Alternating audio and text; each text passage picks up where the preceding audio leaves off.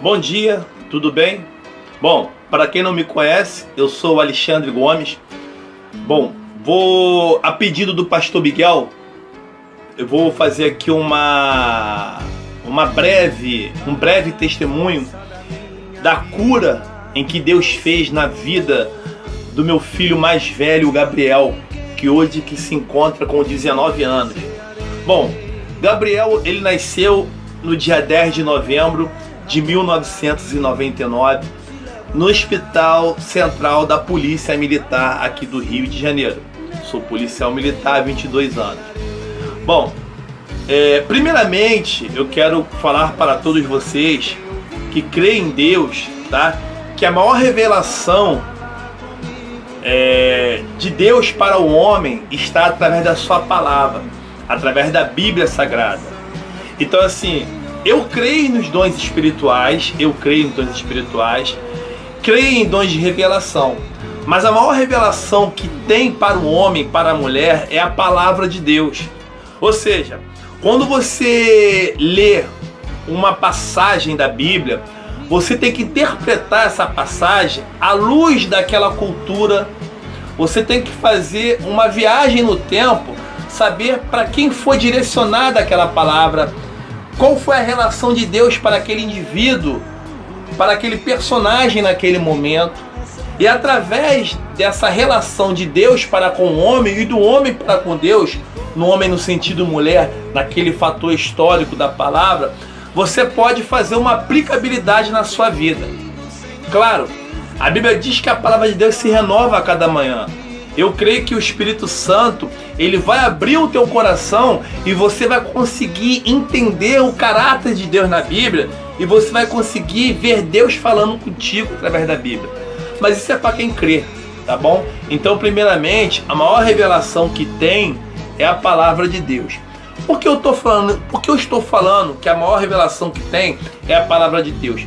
Para que você que é evangélico, tá? Você que crê em Cristo Jesus, você tem que ter a palavra de Deus como regra de fé e conduta na tua vida.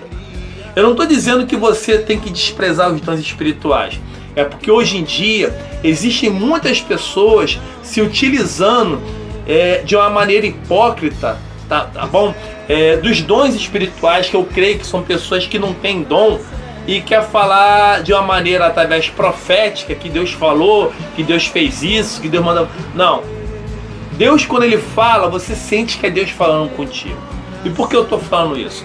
Bom, algumas semanas antes do meu filho nascer, já a mãe do meu filho, a Vanusa, ela já estava perto de ter o Gabriel.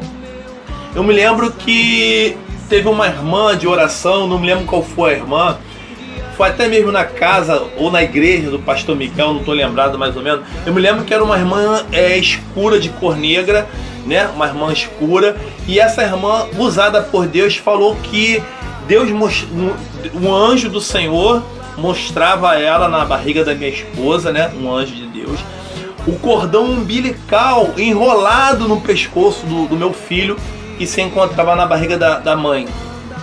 E naquele momento Deus estava afrouxando aquele cordão umbilical. Beleza. Passou-se 1 ou 2 semanas, a Vanusa entrou em trabalho de parto. Eu me lembro que eu estava de serviço na época. E nesse momento que ela entrou em trabalho de parto, o parto foi com uma dificuldade. Foi parto normal, mas o Gabriel teve uma dificuldade para nascer.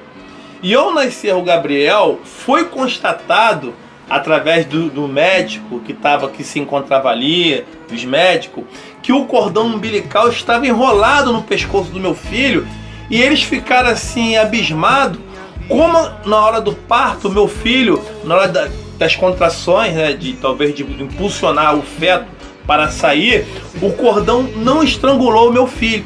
Eles ficaram bobos com isso. Então assim, eu quero fazer menção que Deus usou aquela irmã para falar sobre o cordão umbilical no pescoço do meu filho. Ou seja, o primeiro milagre de Deus. Quando o Gabriel veio ao mundo, eu me lembro que o hospital da Polícia Militar, ele se encontrava com uma problemática de limpeza, um problema na área de limpeza. Por quê? os funcionários não estavam recebendo. E eles então resolveram entrar em greve, que é direito deles. Ninguém trabalha de graça. E nesse momento, os lixos hospitalares começaram a se acumular no canto do hospital. E ali as bactérias foram se proliferando. Eu me lembro quando o Gabriel nasceu, o médico me chamou a Vanusa, falou: ó, pai, fizemos os exames no teu filho e o seu filho foi contaminado com o vírus da meningite. E ali o médico me explicou o que seria o vírus da meningite. E eu fiquei triste, porque ele falou que muitas das vezes, tá, a meningite no adulto, ela 90%, ou seja, de 100%, 80%, 90% pode chegar a óbito. Em criança é menos o óbito, mas pode deixar sequelas fortíssimas. Crianças com problemas mentais, tá? A deficiência no desenvolvimento cerebral, tudo isso. E eu fiquei ali triste, chorando, eu, a mãe do Gabriel, a Vanusa, a mãe do meu filho. E eu falei: doutor, o que o senhor vai fazer agora? Ele falou: ó, vai ter que ficar internado ele e a mãe aqui, e nós vamos fazer, nós vamos dar antibiótico, e esse antibiótico tem que ser dado através através do soro, que é impulsionado na veia da criança. E o Gabriel ficou ali no hospital. E eu falei: meu Deus, e agora o que vai ser? O Gabriel, ele com a meningite, fui para casa.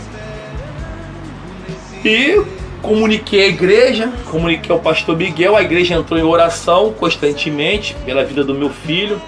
E eu me lembro que passou uma semana e o médico falou que tinham sido 5 crianças que foram atingidas pelo vírus da meningite.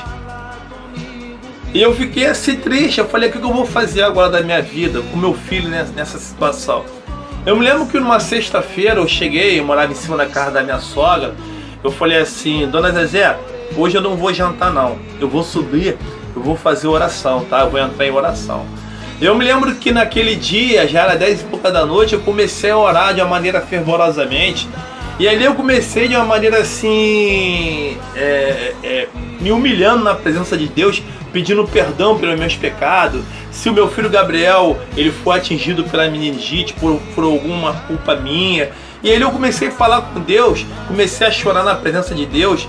E eu falei: Senhor, eu creio que o Senhor pode curar. Conclusão. E ali eu vim adormecer, eu dormi. Beleza. No dia seguinte era sábado, fui visitar meu filho. Lá estava um médico de plantão, que não era o médico dele. Domingo fui visitar ele de novo.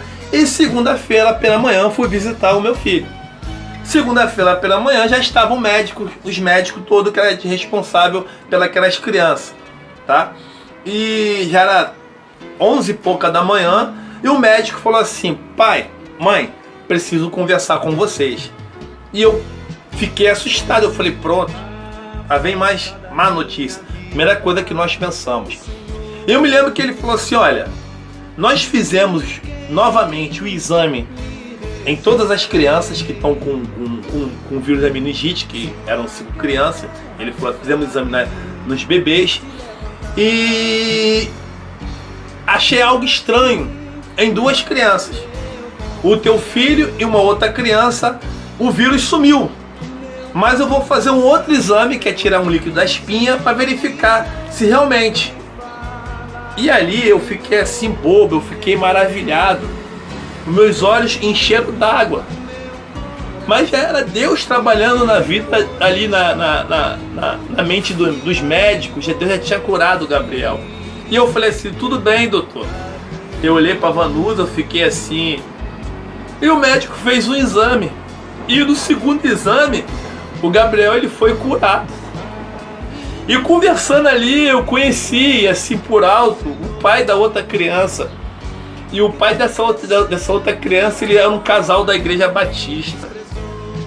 Querido, eu quero dizer o seguinte: eu me lembro que eu depois tive que ficar levando o Gabriel durante 6 meses, todo mês, para fazer acompanhamento se tinha alguma sequela. Eu me lembro que eu via as 3 crianças também lá, crianças, já o Gabriel andando assim, né, em pé, não andava direito. E eu via a criança torta no colo do pai e da mãe. É muito triste, mas meu filho foi curado. Querido, eu quero dizer para você que Deus, ele não faz acepção de pessoa.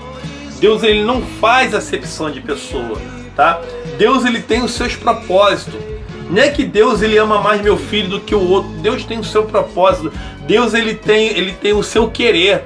Eu quero deixar aqui uma palavra para justificar que Deus, ele não faz acepção de pessoas. Deus tem seu propósito. A Bíblia diz lá, tá? Em Romanos capítulo 9, fala sobre a soberania de Deus. Diz assim lá no capítulo 13: como está escrito, amei a Jacó, porém me aborreci de Esaú. Que diremos, pois? A injustiça da parte de Deus?